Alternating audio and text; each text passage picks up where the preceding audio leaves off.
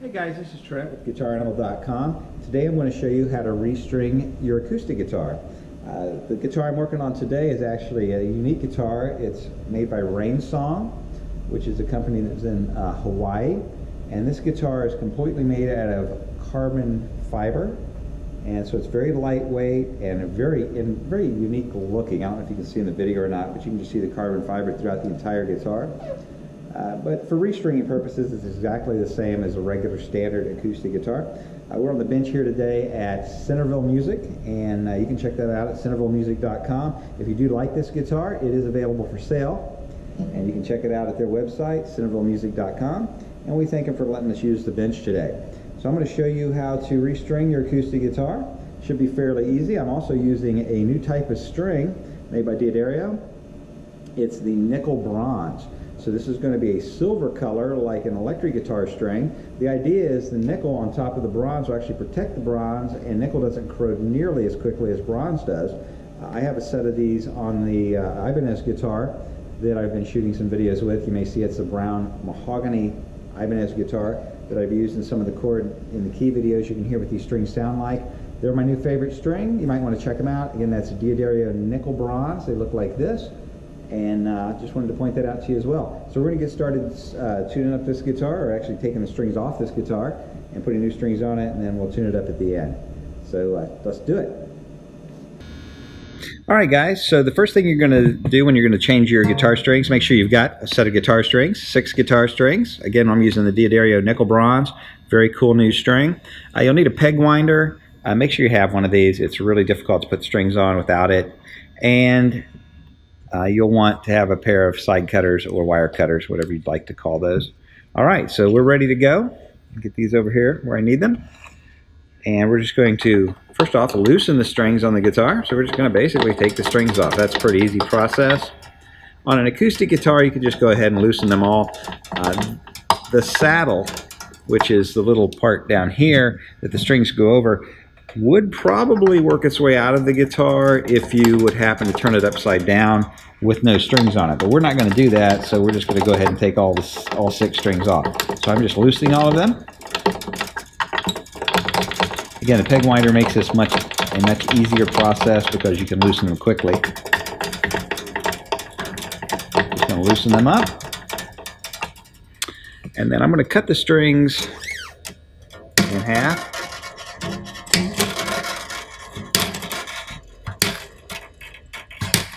And we'll go ahead and remove these. You might want to be careful of these wires around your eyes. They are very sharp, so make sure you keep your eyes back, or maybe wear safety glasses if you're not super sure that you can keep these away from your eyes.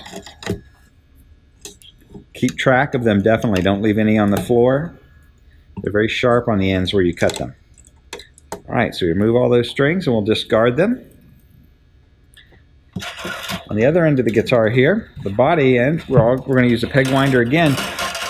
This little notch here in the peg winder is designed to remove these bridge pins. You place it over the bridge pin and pull it straight out. Keep the bridge pins in the sequence that they came out of the guitar. They are a wearing part, and so the ones that were on the thicker strings will have bigger grooves in them than the ones on the thinner strings, and might allow the thinner strings to slip. So you want to keep them in the same order as when you pulled them out of the guitar. And there'll be 6 of those. You just take those 6 pins out. Try not to lose them, otherwise you'll be taking a run up to your guitar store. All right, so we'll discard the other string ends. On the D'Addario pack, the ball end of the strings are color coded. See a red one and a gold one here. And on the envelope, it will tell you which string is which if you can't tell by thickness. After you've done this for a while, you can pretty much tell what string you have in your hand just by touching it. We're going to start with the 6th string. Now you want to make sure you don't kink or bend your strings when you put them on because they won't play right. However, to help them work with the bridge pin, now the way the bridge pin works is the ball end of the string actually gets in front of the bridge pin and cannot move back to get around and out of the hole. You don't want it to catch on the end of the bridge pin or just pull it out. I do help that process by rolling the string just a little bit on the very end of the string. It's the only area I'd ever want to bend a string. And I'm going to have that go forward and the bridge pin then go behind it to help it with the ball, place the ball in front of the bridge pin. So we're going to put that into the body of the guitar, bend heading towards the, or facing towards the headstock, and then a little groove in the bridge pin is where the string slides in. And we make sure that's firmly seated. And then we're going to come up here, and we're going to get a tight shot here so you can see how I wind these strings onto the headstock. All right, so here we are on the headstock. Nice tight shot. And this is what we want to do. We want to basically take the hole in the post here and arrange it in such a way that it's at a 45-degree angle to the nut. So here's the nut. The hole in this first post here on the 6th string is at about a 45-degree angle. And the reason we do that is when I run the string through it and I pull against it with some tension, it's not going to slip. So I'm pulling against it, it won't slip. I also bent the rest of the string up, so when I'm spinning it with the peg winder, which of course will always be on the opposite end of the guitar. But that's why I have many people here at the photo shoots, so we can have somebody hand me this peg winder. And we're just going to wind this on, putting a little bit of tension on it. I want it to form a coil like a spring on the post, and I want it to coil down towards the face of the headstock. So that's why I'm using my fingertip to guide it here. We're just going to wind that on. We'll take a look at it, and we basically we want to fill the post, but we don't want to have the string rubbing the face of the nut here on the post. So if it was rubbing it, or if the string was lapping over on itself, we wouldn't want that, and that would be too much string. We'd have to take some off. But this particular one looks really good. The 6th string, you're going to get 2 to 3 wraps on it, and that's going to be it. Then we're going to try 4 wraps on these 2 and 5 or more on the other 3 on the other side of the guitar. This right here is very sharp on the end, so once we do have the string on and we're satisfied with it, go ahead and hold that, because when you cut it, it can shoot off. I've actually seen these fly off the guitar and stick into a wall. So make sure that you hold on to it when you cut it. Go ahead and cut it off. All right, and we're just going to do this process 5 more times. I'm going to attach it to the other end of the guitar, same as we did with the 6th string.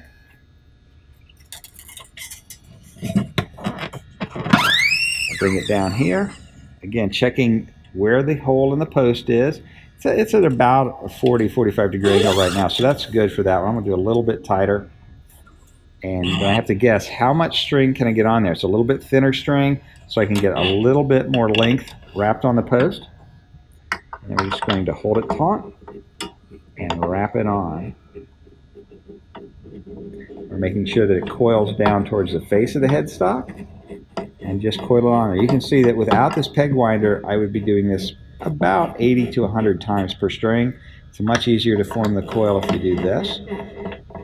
I'm just going to wrap it on there. Notice these strings are silver. These are the nickel bronze Diodario strings, and so they look a little bit different than a regular acoustic string. That one looks really good. It's tightening up, and I still have plenty of space. So we're going to hold the end of this string and cut that off. And now we're going to the next 2 strings, the 3rd and 4th strings. The Diodario set, those are going to be a green and a black ball end. Unwrap them carefully. And we're going to be looking for our 4th string, which is the black ball end on the Diodario set. If you're using a different brand of string, it will not have the colored ball ends. Diodario does that. It's unique to their brand. All right, we're attaching it down here at the end, string number 4. Now this particular hole in the post is at about a 90-degree angle, and that's too tight. So I'm going to back this off. Again, 45-degree angle to the nut. And I can have a little bit more length wrapping on because it's a thinner string. Pull it tight. And I'm going to just wrap it on. All right, so we've got the 4th string on there. I'm going to cut that off. We're going to move over to the 3rd string. We'll attach it down at the bridge end. Again, just like the 6 string, put the string ball end down in the post and then go ahead and place the bridge pin in place. We're going to set this hole in the post in such a way it's 45-degree angle to the nut. And again, it's going to be a thinner string, so more length yet. The purpose in all these wraps is twofold. One, it actually creates a tighter angle or steeper angle over the nut, which makes the guitar sound really good. The second thing is you're going to not have any slippage of the string because you have so many windings on it. I never tie strings onto the post because in my experience, if it's going to slip and you've got 5, 6 wraps on there, you've got issues with your tuner, and tying it on is not really going to help. All tying the string on the post is going to do is make it harder to get the strings off. All right, so in these you'll notice wrap the opposite direction from the center outwards.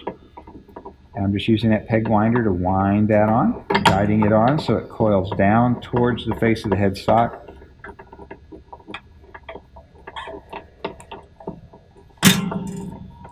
There we go. Looks good, fills the post, but does not rub the nut. All right, we'll go ahead and cut that excess off. Now, the first string and the second string are really the most difficult to put on because they are plain wire strings. And so they're a little bit, and they're also very thin, so a little bit harder to deal with. But if you've practiced with the other 4 strings, it should be doable. It may take a little bit of time to get it down, but just take your time with this.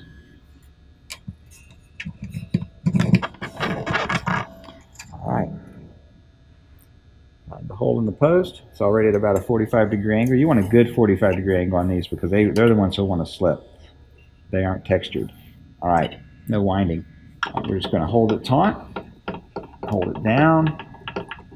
Make sure when it first crosses itself the first time, it is spiraling downwards towards the face of the headstock, and then it should continue to do that. Just keep your eyes on it while you're doing it, and then we just wind this on here. You want a good 5 wraps on both the first string and the second string, or on an electric guitar on the first 3 strings, the plain strings. They need the most wraps. They would be the ones that would want to slip. And we're just going to wind this on.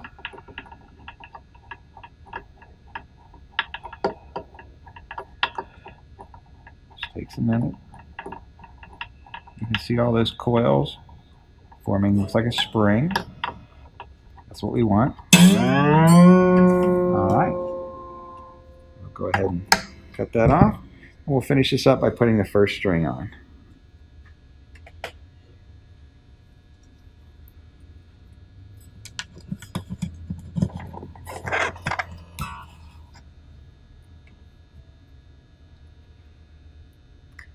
All right, through the hole in the string post.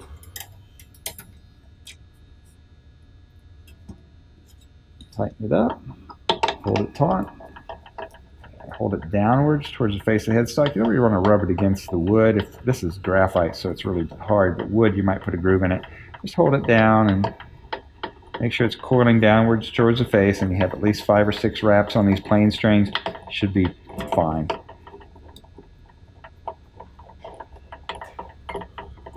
Yeah, make sure you get a good peg winder.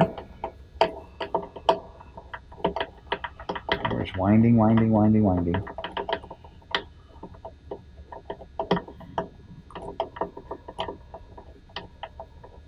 want to make sure you maintain tension on the string while you're doing this process. If you release tension, that coil that you're forming around the post will open up just like a spring, and when you pull it taut again, it'll more than likely overlap itself, which will cause you problems.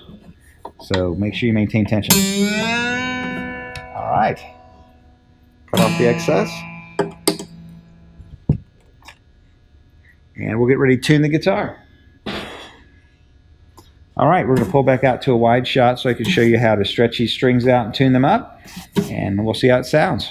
All right, now we have the strings on. First thing we want to do is we want to get them approximately in tune. We're going to hold the strings here at the nut, and we're going to pull on the strings. What we're doing is we're pulling basically some stretch out of the strings, but we're also really trying to make sure they're seated not only around the bridge pins, but also down at the headstock. You go through those 2 or 3 times. Be careful doing this operation. You can definitely pull these strings hard enough to break them. So we just want to stretch them, not break them. And I go through them a couple different times. And then I'm going to use a snark tuner here. The ones that are very popular now, I put it on a headstock. They work really well. And we're just going to bring it up to tune and see what it sounds like here.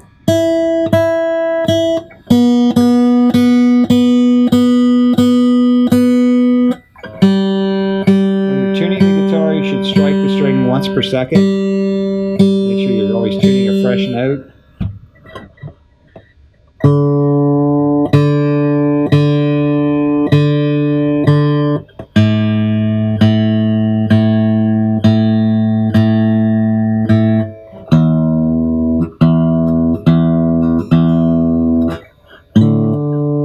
Sometimes use a pick to give you a little bit sharper note.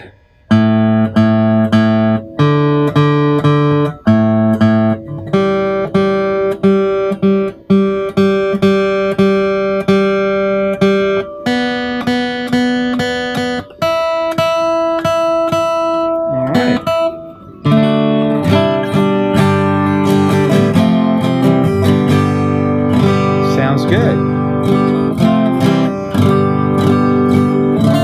What you want to do is, if you keep the string pack of the strings that you just put on, get a Sharpie and write the date that you put the strings on and keep it in your guitar case. This will tell you the last time you changed your strings and what string you put on it. So that's really helpful. You know, if it's a couple months out, you're like, should I change my strings? When did I change them last? You probably won't remember the date, but just pull the pack out. It'll tell you when you did it and what you put on it. It's a nice tip, so try to do that. I like to do that with my own guitars. I have so many I can't keep track of them all. All right, and if you like this video, how to restring your acoustic guitar, I also have a bunch of other videos on how to restring guitars. I have a Tele, a Strat, a Les Paul. So if you have electric guitars, each one of those strings a little bit differently, and you can check out the videos and it will show you exactly how to go through that process. I hope you enjoyed this and all the other videos that we have at guitaranimal.com. Be sure to check it out.